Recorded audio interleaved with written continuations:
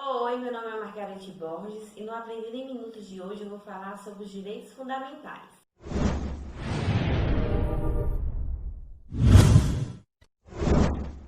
Muitas pessoas confundem o que são direitos fundamentais com os direitos humanos, mas existe uma diferença entre eles. Os direitos fundamentais são aqueles que são previstos na Constituição, ou seja, cada nação vai ter seus direitos fundamentais previstos na sua Constituição. Já os direitos humanos, eles têm caráter de ser supranacionais. Eles estão descritos em documentos internacionais, como, por exemplo, nós temos a Declaração Universal dos Direitos Humanos. Bom, os direitos fundamentais são aqueles direitos que eles são de proteção ali dos particulares, dos indivíduos contra ali o poder estatal, contra assim, abuso do poder estatal.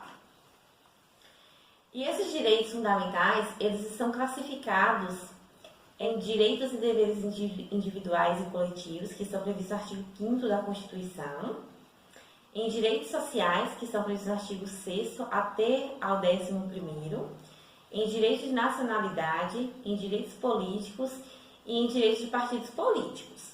Então, todos esses direitos, eles vão fazer ali parte dos direitos fundamentais. Esses direitos fundamentais que estão previstos no artigo 5º da Constituição, eles são destinados de forma expressa ali pela Constituição aos brasileiros e aos estrangeiros residentes no país. Como diz o artigo 5º, que diz o seguinte: todos são iguais perante a lei, sem distinção de qualquer natureza, garantindo-lhes aos brasileiros e aos estrangeiros residentes no país a inviolabilidade do direito à vida, à liberdade, à igualdade, à segurança e à propriedade. Eles estão destinados aos brasileiros e estrangeiros de forma expressa. Só que o STF entendeu que ele se estende também aos turistas. Por exemplo, o turista não vai vir aqui passear no Brasil e nós vamos poder matar ele, né? Ele também tem direito à vida. Então, assim, de forma implícita, né, os turistas também têm direito aqui, não todos os direitos fundamentais, mas naquilo que couber a eles. E ele se estende também às pessoas jurídicas. Por exemplo, o direito à imagem, né? As pessoas elas não podem degrenir a imagem de uma empresa. Eles têm o direito ali à imagem. Esses direitos, eles não surgiram da noite para o dia. Eles foram conquistados com muita luta. E assim, eles são divididos pela doutrina em geração de direitos ou dimensão de direitos. Por exemplo, nós temos os direitos de primeira dimensão, que são os direitos civis e políticos. E eles são considerados pela doutrina como liberdades negativas ou direitos negativos. Ou seja, é o não fazer do Estado. O Estado não faz nada, e a partir do momento que o Estado não faz nada, garante esses direitos às pessoas, aos brasileiros. E eles surgiram ali na época do Estado absolutista.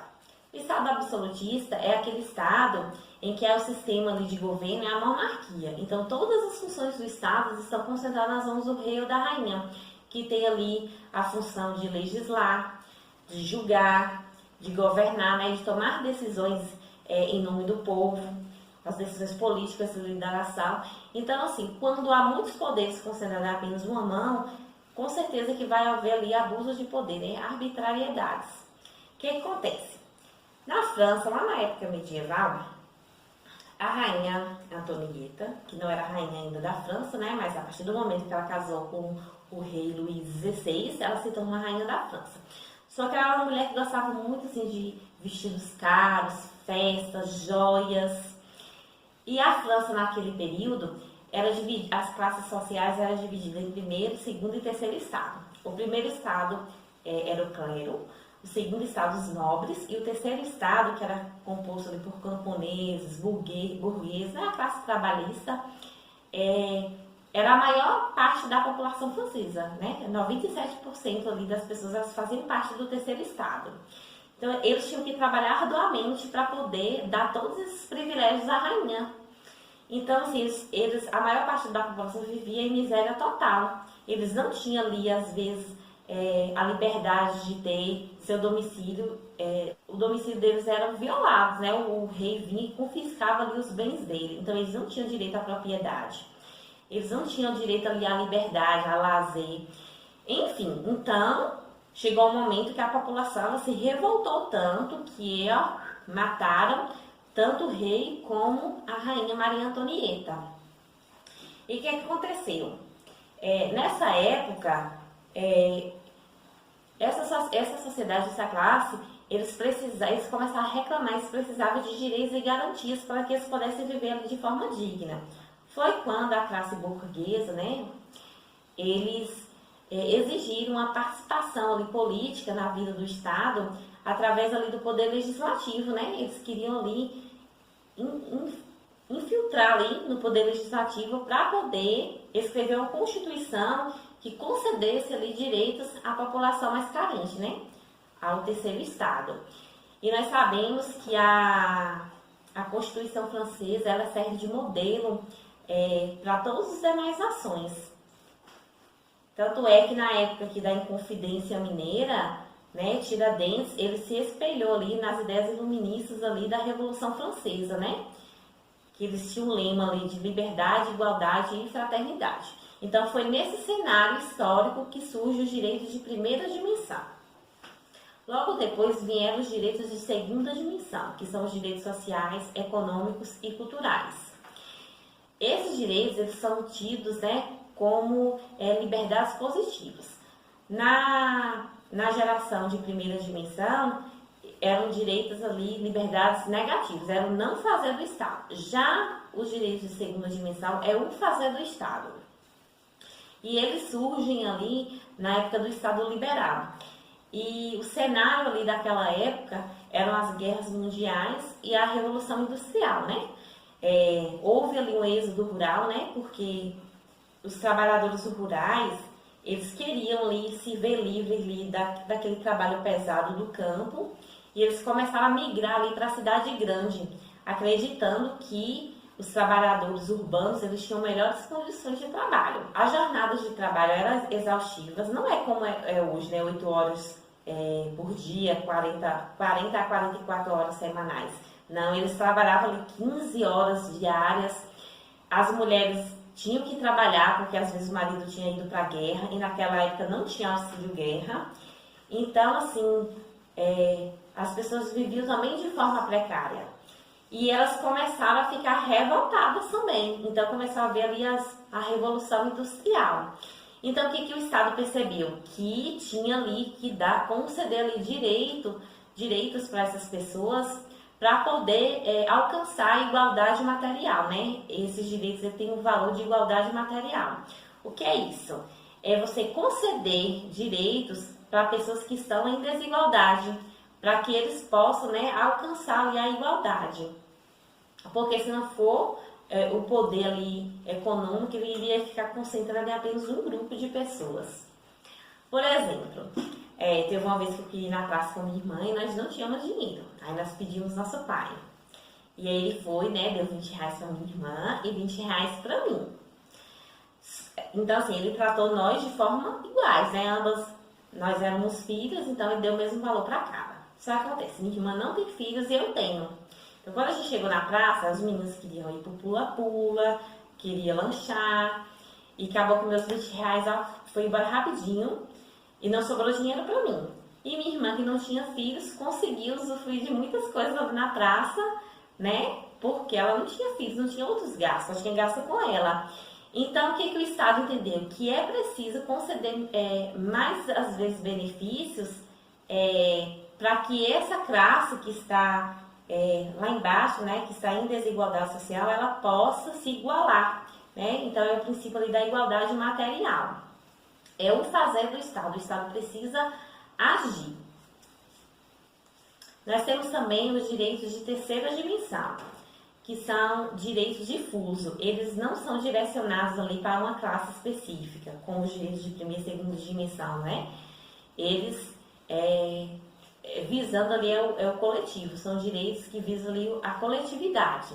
E eles têm um valor de solidariedade, como, por exemplo, o direito ao meio ambiente equilibrado ecologicamente, né? Todos têm direito a esse meio ambiente, não é a classe trabalhista, porque os direitos trabalhistas, por exemplo, ele vai ser destinado a pessoas que trabalham. Já o meio ambiente não é a todos, trabalhadores, pessoas que não trabalham, crianças, mulheres, homens, todos. Alguns doutrinadores falam que o direito à paz ele faz parte dos direitos de terceira dimensão. Já outros falam que são direitos de quinta dimensão. Né? Mas aqui para nós eu vou dizer que direitos de terceira dimensão, direito da paz. E por último nós temos os direitos de quarta geração, que são aqueles relacionados com a biomedicina, a bioética, né? Que é o patrimônio genético, por exemplo. A legislação, ela proíbe ali a clonagem de seres humanos. Ela tem uma ética ali para manipulação, por exemplo, de células-tronco. Enfim, esses são os direitos de quarta geração ou quarta dimensão.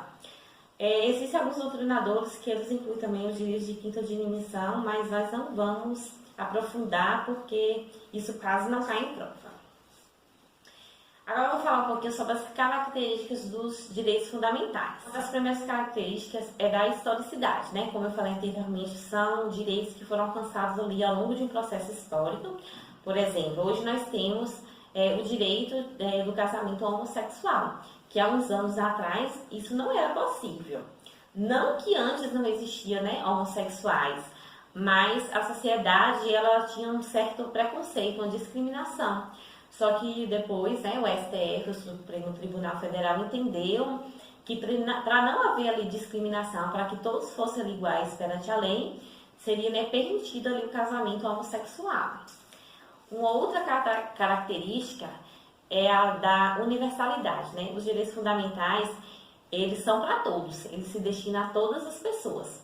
Lógico, ali no que couber, né? Como eu falei, por exemplo, os direitos trabalhistas, eles vão ser destinados a pessoas que trabalham, né? Então, a partir do momento que a pessoa trabalha, ela vai adquirir ali os direitos trabalhistas. Uma outra característica é da relatividade.